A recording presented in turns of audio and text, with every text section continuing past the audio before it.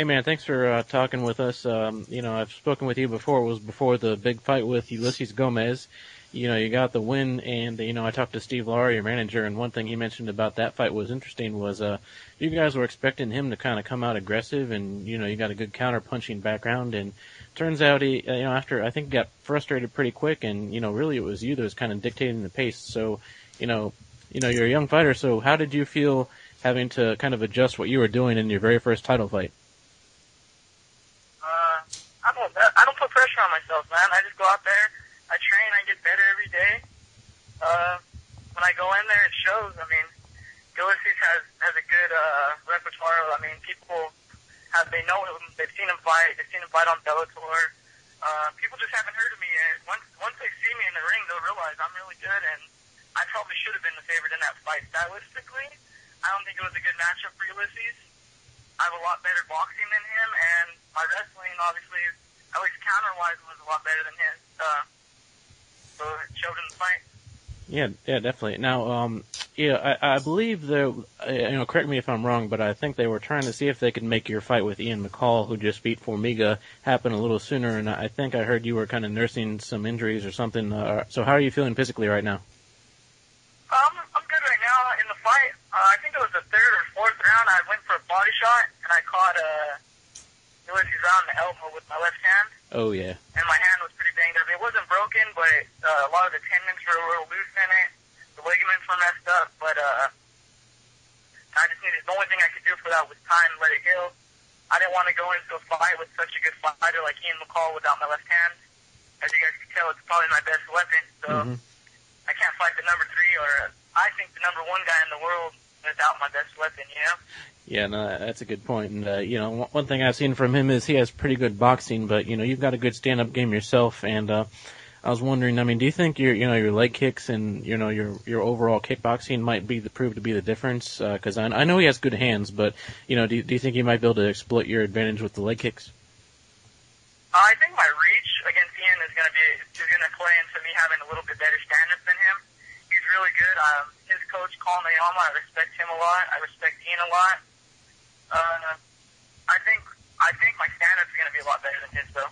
He's a little bit more explosive, maybe a little bit more power in one shot, one big combinations. But as far as overall technique-wise and skill-wise, if it was just a stand-up fight, I'd be telling you guys right now I'm going to kill him. But it's not that MMA fight. Yeah, definitely. And also, he has a pretty good wrestling pedigree. When I talked to him, he wasn't being cocky. He just, he believes in himself, and I think he expects to have the advantage as far as, the wrestling and dictating where the fight goes. I was wondering, do you think, if he shoots him for a takedown or something like that, do you think you're going to be able to fend him off, or that you might even shoot it on him? I mean, what do you expect as far as the wrestling aspect? His ground game is more of a wrestling base, so I'm thinking, he might have better takedowns, but my jiu-jitsu is really good. I've been working on it a lot, so my counter wrestling as well is good. So we'll see. I mean, I think once again my length and my footwork is going to make it difficult for him to actually get inside and take me down. But if he does, he looks really powerful, and when he gets in on those legs, he looks powerful. But we'll see. I'm not too impressed with his technique-wise. I think he's real aggressive and real explosive. That's what I'm more worried about. Wrestling, I've been wrestling for a long time as well. We'll see. I mean, that's why this is such a great fight. I want to challenge myself. I think where my holes in my game are, Ian's good, and where his holes, I'm good. So it's going to be a good clash to see who's better. Darrell, could you talk a little bit about the difference between 125 and 135? I heard you say that you'd be willing to move up for the UFC, but do you feel like this is your weight and where you want to stay permanently if you have the opportunity? Yeah, I mean, my natural weight, when I'm walking around in shape, I'm only 135, so I don't mind fighting there, but I think a lot of the guys that are cutting down, if you look like a Dominic Cruz, he's a good 3 inches taller than me, and he's a lot bigger. Maybe somewhere up later in my career when I'm a little bit older, I wouldn't mind staying at 35, because I'm not a big believer in cutting a lot of weight. I don't want to cut more than 10 pounds, so, for right now, 25 is what it's at. Yeah, and speaking of the weight class, obviously, you already knew before this that, Tachi's put together a really strong division there. Formiga, Ian McCall, now they got Mamoru Yamaguchi added to the list, so, and Formiga and Yamaguchi will be fighting on that card. I guess how good do you feel about seeing so many great fighters coming to Tachi right now at your weight class? I think it's awesome. That's the reason I signed with Tachi when I did, is they told me that they were basically having me, Ulysses, and Luis Gonzalez fight it out, and then they were going to bring in the best guys in the world to compete with us. So that was the whole reason I signed with Tachi, because I'd have the chance to show that, like I was saying before, no one's seen me. So that was my chance to kind of get into the 25 division and show how good I was. So of course I want to fight the best guys. Do you think you and the rest of the fighters under the Tachi Palace banner at 125 are sort of auditioning for the weight class in general? I mean, we're probably one of the biggest reasons why the UFC is going to be opening up the 125 weight class. If you look on all the forums, you look on anything online, you look at Tachi, I mean, there's really good fighters coming down, but now look at, they got me and Ian as a headliner. They're doing that for a reason. It's because people want to see us, and they know how talented we are. We're all ranked in the top 10 for a reason. There's a lot of guys in the UFC saying they would like to make the drop down to 25s, but they've been competing at 35s. We'll see what happens when they actually cut down that extra 10 pounds. We'll see how they compete. We've been here doing it. Like Ian, I mean, his only 2 losses are to really, really tough guys. I mean, he lost a decision to Dominic Cruz, and he lost to my training partner, Charlie Valencia. So, I mean, I think we're there. I think the guys who are dropping down, if you look at a lot of 45-pounders that dropped down to 35 or 55-pounders that dropped down to 45 when the UFC brought in the WEC, you saw a lot of them get beat, right? I mean, I think the same thing is going to happen here. It's just been time. We've just been waiting for the UFC to open it. Once they do, we're going to show that we are just as good as these guys and probably better. Right, and I'm glad you brought up actually the Valencia fight. Obviously, you and he are training partners. Now, his fight with Ian McCall was back in I think 2007, and yeah, I personally I think just watching him, McCall is probably a little bit more on point since then. But is there anything that anything you've been talking to Charlie with about to get ready for this fight, or are you kind of expecting him to just be on a different level, so you're not looking too much at that fight from a few years ago? Yeah, you know what? I don't really look at people's past fights because I know how I am myself. If you look at one fight to the next, I fight completely different, and I mean, I improved so much, and like you said, that was over 3 years ago almost. I mean, I'm sure Ian's going to be a lot better, and he's definitely a lot better striker now than he was then, and I'm sure he's a lot better on the ground. I got little tips of what he likes to do here and there. I've gone down to San Diego. I've trained with Dominic Cruz a few times, so I got tips, but, I still got to get in there and fight. The Ian McCall is going to show up on August 5th, and we don't know who that's going to be. He could be a completely different monster, so when I get in there, we'll find out. I like to make adjustments in the fight, not so much assume that they're going to be the same guy they were in their last fight. Darrell, you talked a little about Charlie Valencia and training with him. I heard that Manny Tapia is really one of the first people who got you into MMA. Could you talk a little bit about that, how that happened, and who else you're training with for this fight? I train at Millennium MMA. Manny, I'm from Chino, and I went to the same high school as Manny Tapia, so he'd come into the wrestling room, wrestle around, and I was just talking to him. I went to a couple of his fights. I was already a big fan of MMA, but he was kind of the one who got me to go and sign up for a gym and start training, and then eventually when I started fighting, because I was training with him, it gave me a lot of confidence, and it just helped me out a lot in my career. He's like a big brother to me. And then as far as guys we have at Millennia, I mean, we have a lot of really good talent in Millennia. I have a really good wrestler, Camilo Gonzalez. I've been training with a lot. Tommy Vargas and his brother Berto Vargas. Tommy Vargas fought on the last Tachi Palace, and then and also the same guys who I've been training with there for a while, who we've all been training since like 2006 together, is Georgie Karkanyan and Brandon Bender. These guys are probably 2 of my lifelong teammates who have helped me the most in my career. I'm sure you guys know who Georgie Karkanyan is. He fought in Bellator.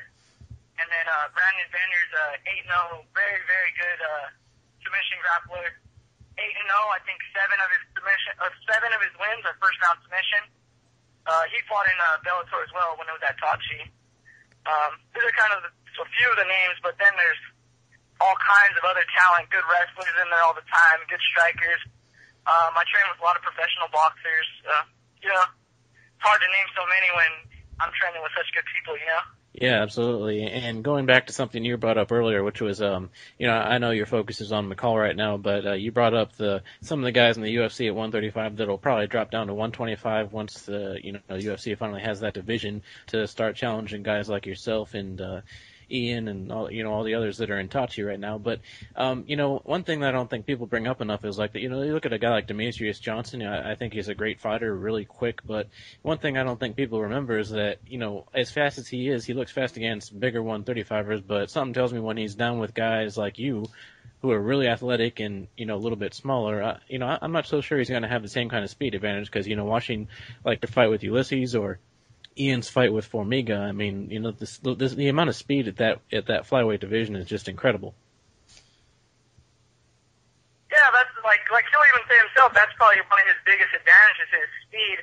I mean, if you look at boxers, as they, in MMA, a lot of guys, as they get older, they like to drop weight. But if you look at boxers, as they get older, they get slower, they go up weight. Because most of MMA, it starts standing, so a lot of it is based on how well you could strike. And a big part of striking is speed, I mean, we're not huge guys, we're not huge knockout. Unless you're a huge knockout power guy, I mean, there's very few in the 125 class and 35 class that have true one-punch knockout power. I mean, you're going to have to beat the guy with speed and multiple punches. And if you don't have the speed advantage, and these guys are used to fighting bigger guys who are a little bit slower, they have bigger reaches, but in MMA it's easy to slip punches and get inside. And he's such a good wrestler. I mean, yeah, it's going to be interesting seeing guys like that go down a weight class where they have to deal with our speed. Right. Now, going back to this fight with Ian, this I believe is actually his first fight, or his first 5-round fight, and you look good against Ulysses going the distance, but how do you feel as far as preparing for a championship, potentially 25-minute bout, and do you think that you'll have the cardio advantage given that you've done this before, or do you think Ian might actually not have much trouble going the distance if it goes that way? I don't think Ian will have any trouble. He looked really good in his last two performances at 125. He went through the third round. I mean, I think his last fight he was doing push-ups and stuff afterwards.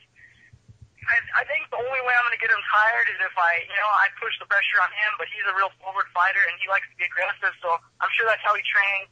He knows he's doing a 5-round fight. I'm sure he's pushing himself to where he's never pushed himself before. I mean, I know his coaches and I know where he trains. He's not taking, I hope he's not taking me lightly. Of course he's not. I mean, he's training for a title. He knows what he's doing. He's been around the game. He's fought in the big show. I'm not even thinking of cardio. I'm not going to think that I'm going to have a cardio advantage or he's going to have a cardio advantage. I think we're both going to be in the 5th round. We're both going to look just like we did in the 1st round. Neither of us are going to be tired, and you guys are going to have one hell of a show to see. Right. Now, I think I've talked to you before about rankings. Just before the Ulysses fight, you were kind of on the cusp, and now you're definitely in there in the top 10 with I think most anyone who ranks the flyweights. Now that you have the belt, do you feel like you're the guy to beat, or do you look at the rankings at all and wonder who you're better than, or if there's any guys that you think you'd have to beat to prove you're better than them? I mean, from a fighter's perspective, now that you're kind of in there amongst the best, how do you think about those things, or do you just try to ignore that as much as you can? No, I'm trying to ignore that because there's a lot of good guys that, just because even though they're not at Tachi or they haven't had the high-profile fights, I know there's got to be really good guys out there at 125 that, once you see the 125 division, like if you see a Joseph Benavidez, I'm sure as soon as he drops down, they'll easily rank him number 1, or like you said before, Demetrius Johnson, he's at 135 and he's already fighting for the title, so once these guys drop down, in the next couple of years, maybe there'll be a better gauge of who the top 10 is and who's there and who's here. But for right now, I'm just doing what Tachi tells me and, just fighting who they bring me. It'd be cool to be the number 1 guy before UFC brings up the weight class, but for some reason, everyone likes to rank the Japanese guys ahead of us, but, it's just ranking. And once we all get in the ring and we fight each other, then we'll see who's the best. But yeah, I don't really pay attention to it too much. Okay. All right. Well, we got about a minute left, but I wanted to make sure to give you a chance. If there's any sponsors, teammates, or whoever that you'd like to give a shout out to, I want you to go ahead and do that.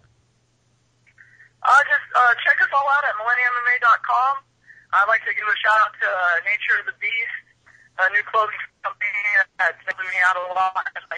And then, all you guys follow me on Twitter at the longest125.